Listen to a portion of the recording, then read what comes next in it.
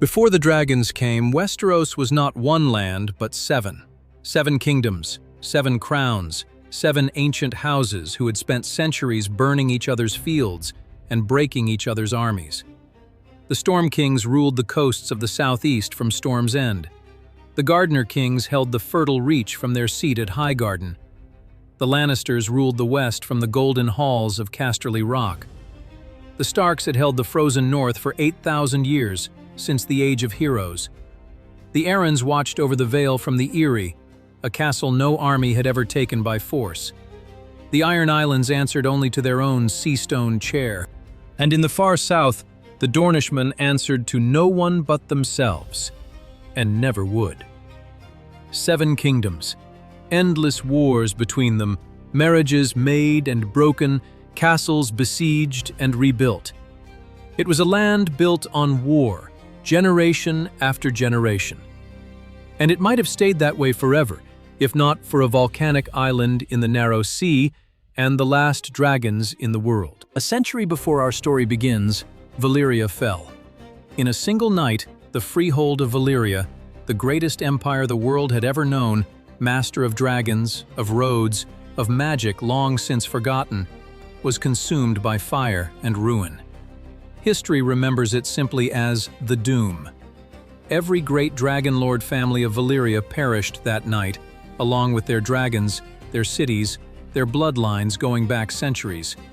Every family but one. 12 years before the Doom, for reasons no chronicler could ever fully explain, Lord Daemon Targaryen had packed up his household and moved to a remote, wind-battered outpost at the edge of the known world, a rocky island called Dragonstone, guarding the narrow sea between Westeros and Essos. Some later called it prophecy. His wife was said to have dreamed of Valyria's end. Others called it simply luck, or good sense, or nothing more than a minor lord seeking his own domain far from the politics of home. Whatever the reason, when Valyria burned, the Targaryens were the only dragon lords left alive in all the world. For 100 years after, they ruled nothing more than that lonely island and the waters around it. A once great house reduced to a single fortress, watching the world from a distance. Until one man decided that was no longer enough. His name was Aegon Targaryen. At his side stood not one wife, but 2, his own sisters, Visenya and Rhaenys. Marriage between siblings was no scandal among the Targaryens. It was tradition, inherited from old Valyria, a way of keeping the ancient dragon lord bloodline pure and unbroken, undiluted by lesser blood. Each of the 3 rode a dragon, and each dragon was already, in its own right, a legend. Aegon flew Balerion, the Black Dread, a beast so vast, so old, that it had been alive to see Valyria itself burn a century before, its black scales said to make the sky look darker wherever it passed. Visenya rode Vhagar, younger than Balerion, but already growing into one of the largest dragons ever to take wing. Rhaenys rode Meraxes, smaller than the other 2, but quick and clever, much like her rider. Of the 2 sisters, they could not have been more different, and both would leave their mark on the wars to come. Visenya was cold, disciplined, a warrior first and always, skilled with Valyrian steel, said to fear nothing. Rhaenys was curious, restless, alive with wonder at the world beyond Dragonstone. Some who knew her said she might have made a truly remarkable queen, had history given her the chance.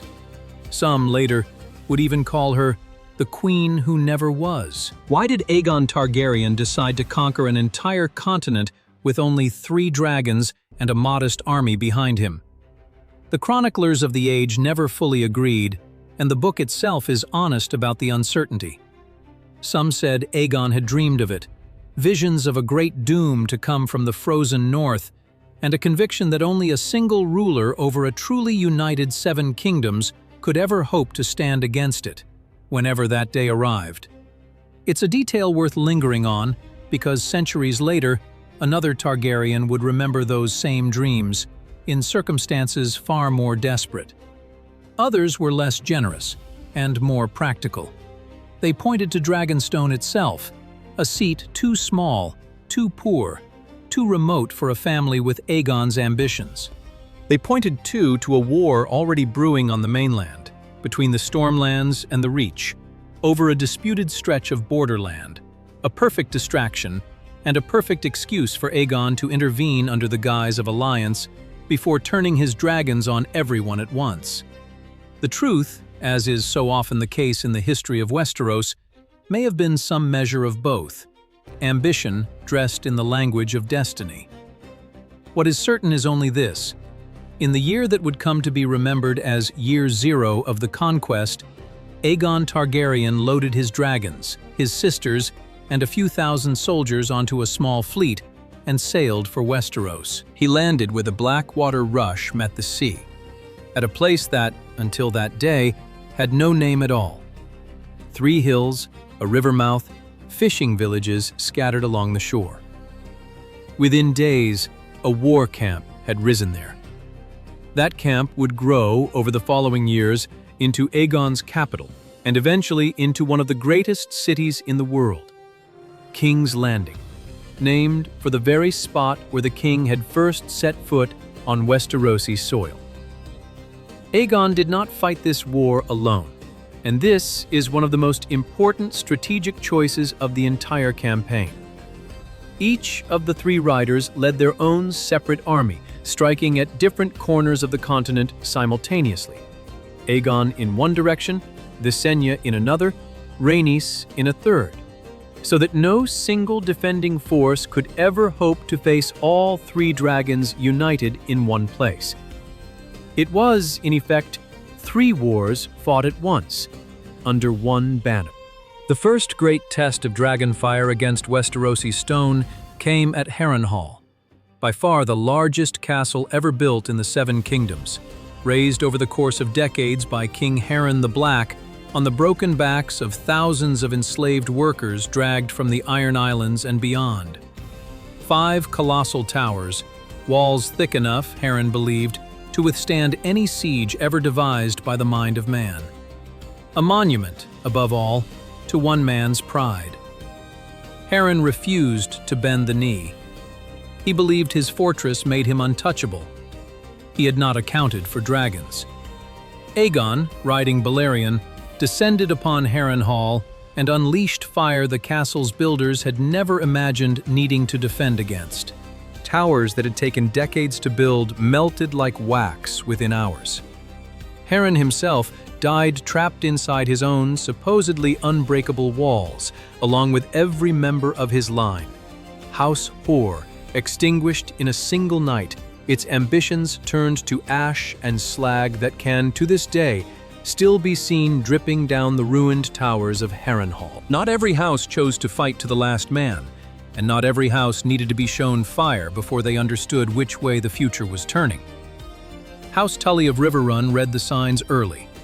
Rather than face Aegon's dragons in open battle, Lord Edmund Tully rode out to meet Aegon and bent the knee willingly, before a single arrow had been loosed against him. It was a decision that paid off handsomely. Aegon rewarded the Tullys by naming them the new Lords Paramount of the Riverlands, elevating a house that had, until then, answered to other, greater lords. In the Stormlands, the story played out very differently. King Argilac Durrandon, called the Arrogant, the last independent Storm King in a line stretching back centuries, refused every offer of peace.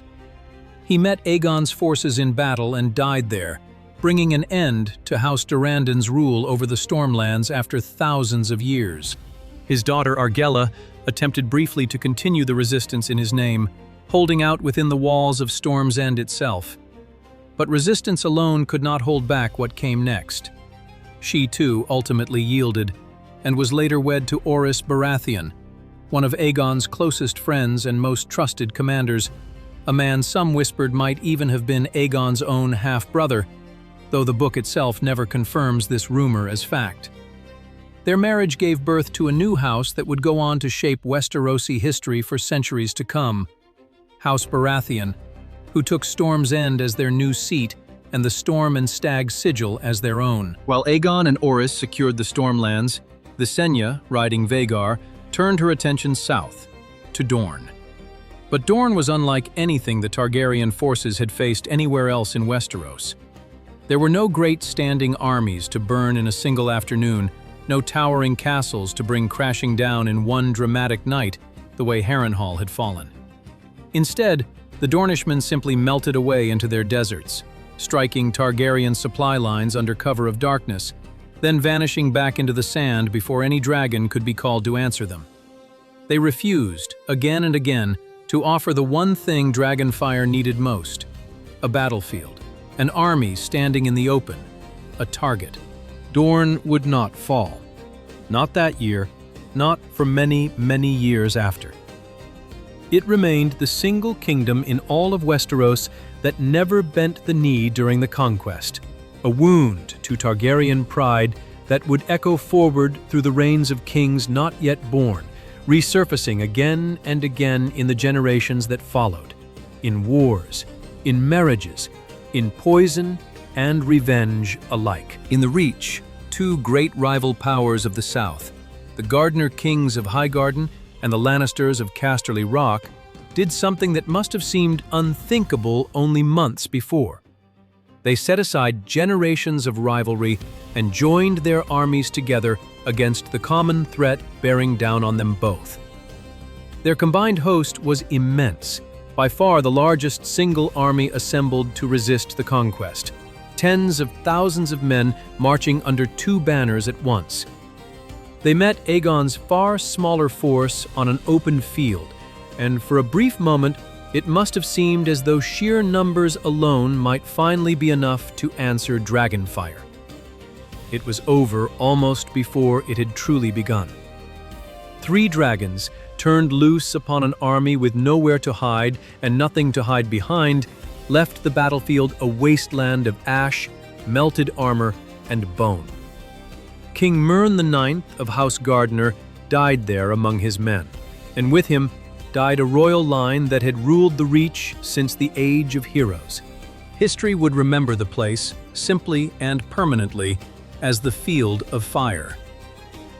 Loren Lannister survived the slaughter and chose surrender over annihilation for his remaining men, a pragmatic decision that let House Lannister keep its ancestral seat at Casterly Rock, even if it meant giving up the crown his family had worn. It was a choice that later generations of Lannisters would come to see as wisdom rather than weakness. Farther north, a very different kind of surrender unfolded, one remembered less for bloodshed than for the absence of it. Torrhen Stark, king in the north, marched his entire army south to meet Aegon on the field of battle, fully prepared to fight for his crown as his ancestors had fought for 8,000 years. But when he arrived and saw Aegon's dragons circling overhead, and understood clearly and finally exactly what resistance would cost the people he was sworn to protect, he made a different choice. He knelt instead, without a single sword ever drawn between the two armies. History remembers him not as a coward, but as the King Who Knelt, a ruler wise enough in the end to know precisely when a war was already lost before it began. In the Vale, Queen Sherys Arryn, ruling in the name of her young son, chose diplomacy over defiance from the very start, submitting to Aegon's authority through negotiation with Visenya rather than risking her people and her castle against a dragon she had no way to fight. By the war's end, 6 of the 7 kingdoms had bent the knee to House Targaryen. Only Dorne remained free, watching from behind its deserts and mountains. In his new city of King's Landing, Aegon was crowned by the High Septon of the Faith of the Seven, a gesture meant to bind his new crown to the old religion most of his subjects still followed. He was crowned, fittingly, with a sword rather than any traditional crown at that first ceremony, a blade said to have been forged from the melted weapons surrendered by 1,000 defeated lords across the war. That same iron would later be reforged, and reforged again, hammered and twisted over the following years into something else entirely. A throne built from 1,000 blades, its edges left deliberately sharp so that no king who sat upon it could ever entirely forget the cost of the crown he wore. The Iron Throne. Aegon looked out that day over a map of his new realm, a map now marked almost entirely with a single sigil, A three-headed dragon in black and red stretched across 6 kingdoms that had, until only recently, spent centuries at each other's throats. And in the south, one gap. One kingdom still drawn in its own colors, still unconquered. Conquering 6 kingdoms in a matter of months with only 3 dragons and a few thousand men was a feat no army in the history of Westeros had ever managed or would ever manage again. But Aegon's wars, as it turned out, were the easy part. Ruling a kingdom stitched together from 6 centuries-old enemies, feeding it, governing it, keeping the peace between men who had been killing each other's fathers a generation before, would prove to be an entirely different kind of war. And when Aegon himself finally died, the crown he left behind would not sit easily on the head of his successor at all. This was only the beginning. 6 kingdoms conquered, 1 throne built from 1,000 blades, and a dynasty that had only just begun to write its history, a history that would span centuries and cost the Targaryens far more than they ever gained at the Field of Fire. In the next part of this series, we'll follow what came after the Conquest, the first cracks in Aegon's new realm, and the reign of the son who would inherit a throne he was never quite ready for. If you want to follow this story all the way to its end, subscribe and turn on notifications so you don't miss what comes next.